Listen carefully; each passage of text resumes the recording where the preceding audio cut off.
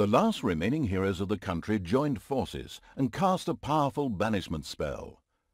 The absolute evil disappeared from sight with a threatening gesture, and a faint whispered, "I'll be back," could be heard coming from its lips. The absolute evil had been banished, and its essence shattered into several pieces. Its reign of terror had ended. The good people of the Overworld rejoiced, and an era of peace began for the Alliance. The evil creatures were driven back into the underground, doomed to serve as cannon fodder for pleasure-seeking adventurers. Meanwhile, secreted away in the world's most inaccessible places, the last remains of the absolute evil were resting, never again to see the light of the Overworld. Until today, that is. Somewhere deep under the earth, the ultimate evil awoke. And the hand of terror arose, controlled by the ultimate evil. "Come on, hand of terror, arise, damn you!" Methinks that exploring the surrounding area would be a sensible strategy. However, to do this, light would be required. Still not bright enough. An old throne room was revealed by the light. The circumstances remained a mystery. The hand of terror flew through the throne room, following each and every thought the ultimate evil had. After a few flying sessions, the ultimate evil was able to control the hand with ease. The time had come to call forth creatures who were completely devoted to it and would do its dirty work. Little snots were the dregs of each and every dungeon and spent their time taking care of it. The expansion-mad evil hired one snot on the spot. The first little snot appeared. It was completely ready to work in the dungeon and to crawl in the dust before the ultimate evil. Little snots were important to the ultimate evil because they took care of many important little things, such as excavating new areas. The psionically gifted evil could sense the presence of something important that was buried to the south. It instructed its little snots to dig in that direction. As quick as a fart, the little snot made his way to the marked position and began to dig.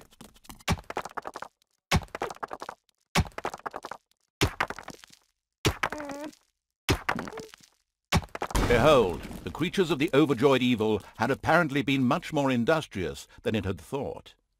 A great dungeon was revealed behind the wall. Everything was already in place. Doors, traps, a well-filled treasury. Wait, treasury?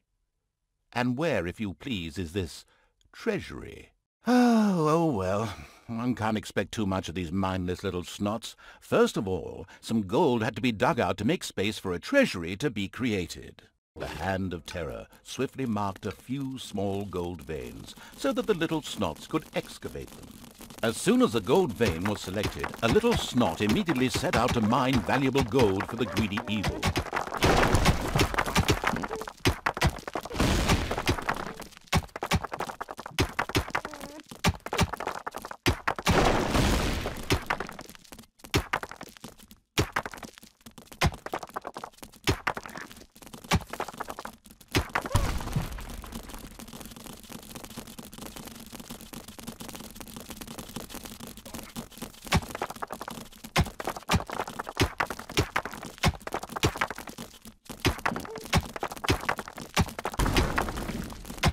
Once most of the gold had been mined, the Hand of Terror quickly created a treasury on the spot so that the precious metal could be safely stored.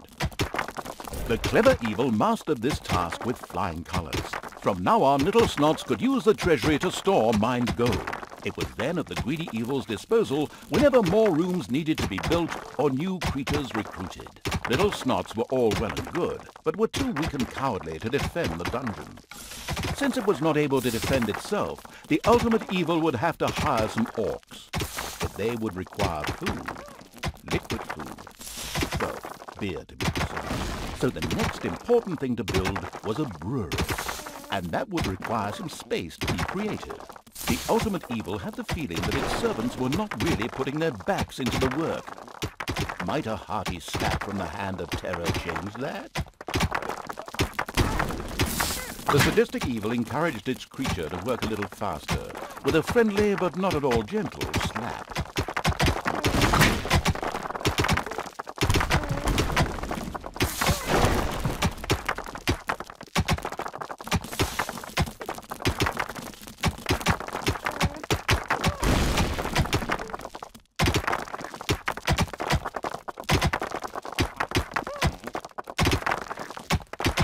There was now an area cleared for the brewery site, and with quick finger snaps from the hand of terror, the room stood ready. Excellent, but the recently built brewery lacked a brewing copper. With a sigh of resignation, the overworked evil set about taking care of that too. The hard-working evil effortlessly built a brewing copper, so that delicious beer could be brewed as soon as possible. One of the little snots started working on the brewing copper. The nostalgic evil banished all thoughts of Oktoberfest and brass bands. Those would have to wait. More important tasks had to be completed first. Both beer and gold were now available in the dungeon, so it was time to hire some creatures to defend against greedy heroes or whatever else snuck around underground. At present, it was only simple orcs declaring undying loyalty to the ultimate evil. The rest of the horde was scattered to the winds. Orcs were defensive, close combat specialists, capable of dealing with many opponents. However, they were very vulnerable to ranged attacks. It's payday!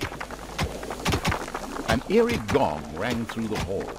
It did not bode well for the ultimate evil's treasury stocks, for at each sounding of the gong, the creatures would collect their undeserved wages. However, there was little it could do about this, as it was chained to the throne. Thus, it had to give free rein to its servants' desires. For the time being, at least.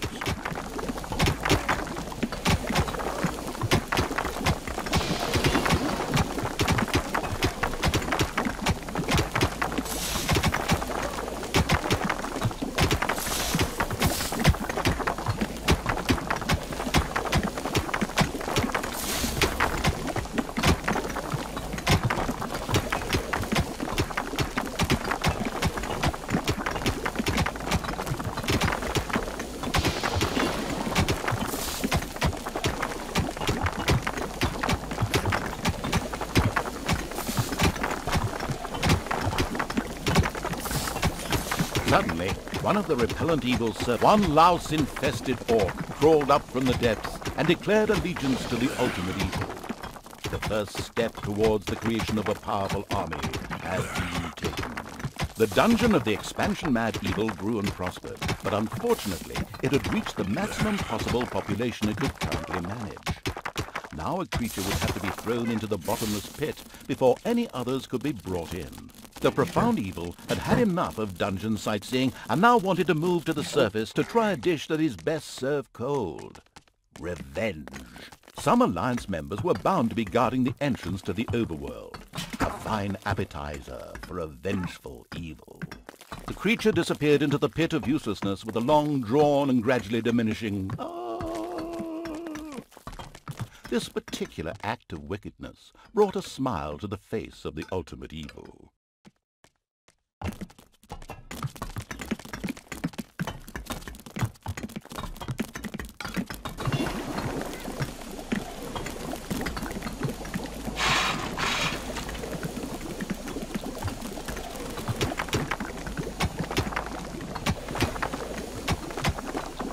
Nameless evil's creatures came upon a spider's nest during their search for an entrance to the Overworld.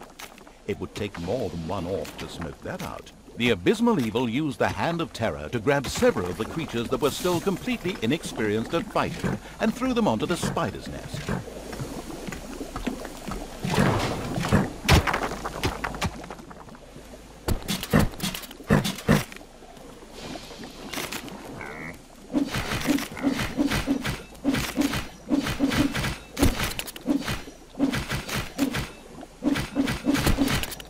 It's payday. The spiders dropped like flies. The strategically well-versed evil patted itself on the back, proud that it had led its troops into battle with such aplomb. And by led, I just simply mean chucking them at the enemy. The basics of a dungeon were now in place. However, the brewery was puny and didn't really have room to store beer barrels in, and the treasury was also anything but impressive in size. Quickly, the expansion-hungry evil set out to enlarge its dungeon.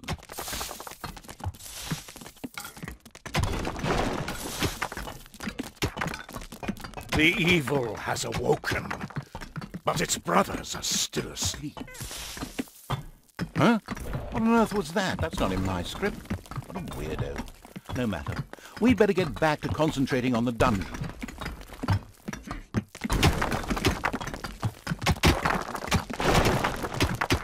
Of late, one of the creatures had come up with a plan to create a trade union and go on strike for better working conditions. Once he remembered exactly what the ultimate evil would do to him, the idea was quickly shelved.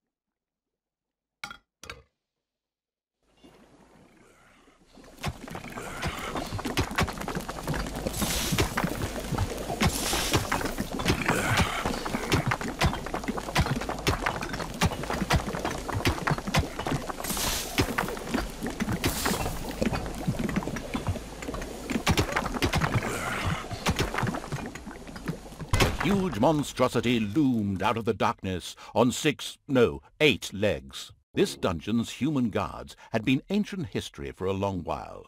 Now it was home to a huge spider and her brood. Would Sam and Frodo escape it and continue their journey to Mount Doom, or was this the end of the Ring-Bearer? Hang on a minute, that's not the right text. Where were we? Oh yes, a huge spider, henceforth called the Spider Queen. It would be necessary to eliminate the Spider Queen before the Horde could reach the surface. The Spider Queen sent forth a wave of her children. Of course, the ultimate evil was fully aware of this danger and immediately prepared to defend itself against them. At least, that's what I hope. Payday!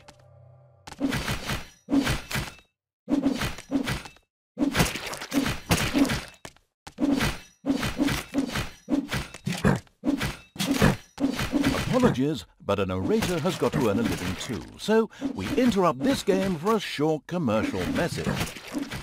Buy games from Kalypso. Lots of games. The vile perversion, once called the Spider Queen, had nothing more with which she could fight the Horde. Later, the sensitive evil would have her innards made into a lava lamp. The way to the surface was open. Now it was time to put those vengeance plans into practice. The vile evil wanted to take this opportunity to utter a really sinister laugh, but unfortunately its physical state made this unviable. Instead, it asked the narrator to do a bit of sinister laughter on its behalf. Oh well, here goes. Deep breath.